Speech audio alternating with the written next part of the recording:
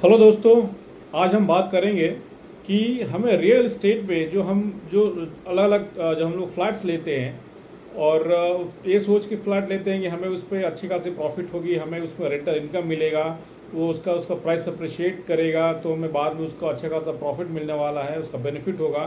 तो हमेशा याद रखिए दोस्तों कि ये जो प्रॉफिट जो हमारे दिमाग में जो बैठता है कि हमें 5 साल के बाद, 10 साल के बाद, 15 साल के बाद एक अच्छा खासा प्रॉफिट होगा, तो सबसे पहले ये जान लीजिए कि जो भी फ्लैट हम लेते हैं, ये फ्लैट का डे बाय डे जो है, ऐसा ज़रूरी नहीं है कि उसका प्राइस बहुत ज़्यादा बढ़ता है।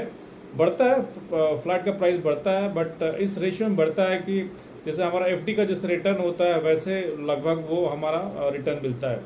लेकिन वही अगर आप कहीं किसी लैंड को अगर लेते हैं, फ्लैट की जगह किसी लैंड को लेते हैं, तो लैंड लेना वो फ्लैट से ज़्यादा फ़ायदेमंद होगा। क्यों? क्योंकि जब हम फ्लैट जब लेते हैं तो फ्लैट के साथ आपको जीएसटी देना पड़ता है और उसके साथ बहुत सारे खर्च जो है इन्वॉल्व होते हैं, बहुत सारे एक्सपेंडिचर्स इन्वॉल्व होती है, जिसमें कि एक तो आपको रजिस्ट्रेशन के टाइम में आपको बहुत सारे चीज़ जो आपका रजिस्ट्रेशन चार्जेस हो गए, फिर से जो गवर्नमेंट के चार्जेस है, रजिस्ट्रेशन चार्ज हो गया, रजिस्ट्रेशन इसके बाद फिर जीएसटी देना पड़ता है, फिर से टैक्सेस देना पड़ता है। और एक बार जब हम फ्लैट जब ले लेते हैं तो फ्लैट में जब हम रहने लगते हैं उसके बाद भी हमें मेंटेनेंस चार्जेस देना होता है। उस मेंटेनेंस चार्ज जो होता है उसका उस पर वापस हमें जीएसटी, उस मेंटेनेंस चार्ज पे वापस हमको जीएसटी देना पड़ता है 18% का।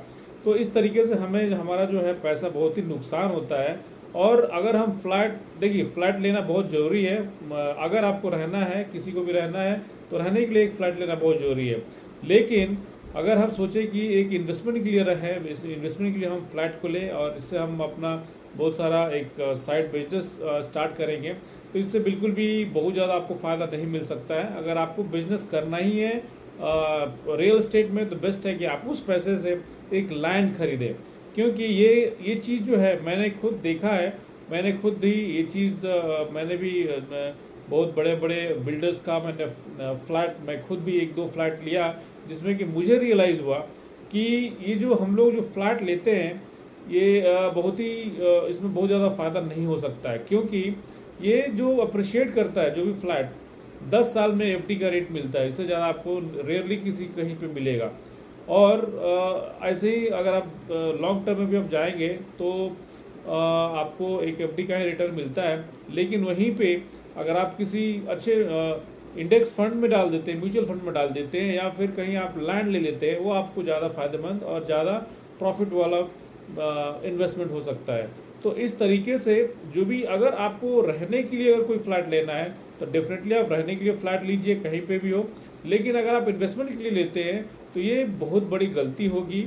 ये आप इन्वेस्टमेंट के लिए बिल्कुल भी मत लें कोई भी फ्लैट। क्योंकि फ़्लैट लेने के साथ जब हम फ्लैट लेते हैं तो उसमें हमको एडिशनल खर्चे इतने आते हैं जो कि हमारे किसी काम का नहीं है। गवर्नमेंट को टैक्सेस चले जाते हैं और आपको जब हम रजिस्ट्रेशन करवाने जाते हैं तो उसके चार्जेस लग जाते हैं।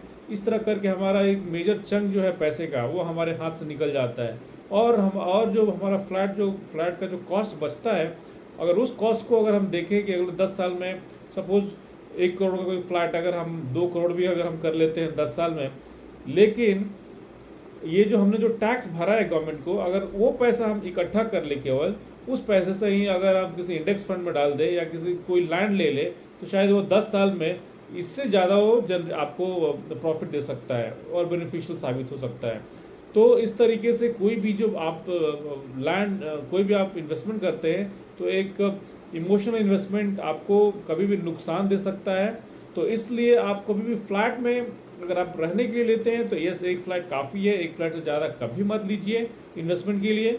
और वो जो भी आप इन्वेस्ट करना जो चाहते हैं, जो भी आपके पास एक्स्ट्रा पैसा है, वो पैसा हमेशा आप किसी इंडेक्स फंड में डाल दीजिए, किसी अच्छे म्यूचुअल फंड में डाल दीजिए, और या फिर कहीं अच्छे लोकेशन पे आप लैंड ले लीजिए। क्योंकि लैंड लेने से आप, लैंड ऐसा चीज़ है जो कि कभी भी उसका प्राइस डिप्रिशिएट नहीं करेगा, जबकि फ्लैट का प्राइस डिप्रिशिएट भी होता है।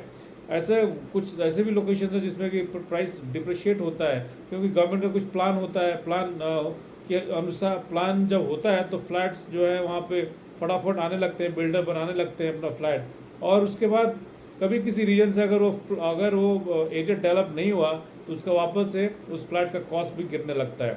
लेकिन लैंड जो है, लैंड हमेशा से एक बार जो रेट 5 साल पहले था, आज के डेट में वो रेट बिल्कुल भी नहीं मिलेगा। चाहे वो कोई गवर्नमेंट आए या कोई गवर्नमेंट जाए, उससे कोई लेना देना नहीं है, कोई ग्रोथ हो या ना हो।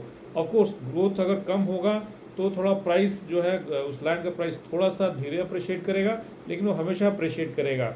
उस आपको जो आप फ्लैट लेते हैं उस फ्लैट से ज़्यादा अच्छे से अप्रिशिएट करेगा। तो इस तरीके से मैं ये इसलिए आपको बता रहा हूँ क्योंकि मैंने भी दो जगह मैंने एक बड़े इन्वेस्टमेंट किया फ्लैट को लेके, और यही सोच के कि अच्छा खासा इन्वेस्टमेंट होगा।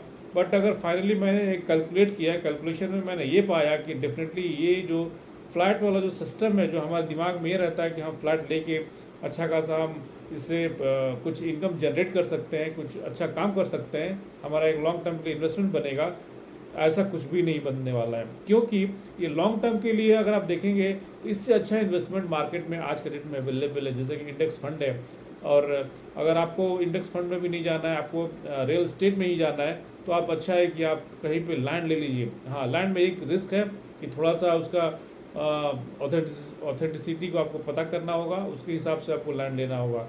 लेकिन रहने के लिए आपको अगर फ्लैट लेना है तो सिर्फ एक फ्लैट लीजिए, इन्वेस्टमेंट के लिए कभी मत लीजिए, कभी प्रीफर मत कीजिए।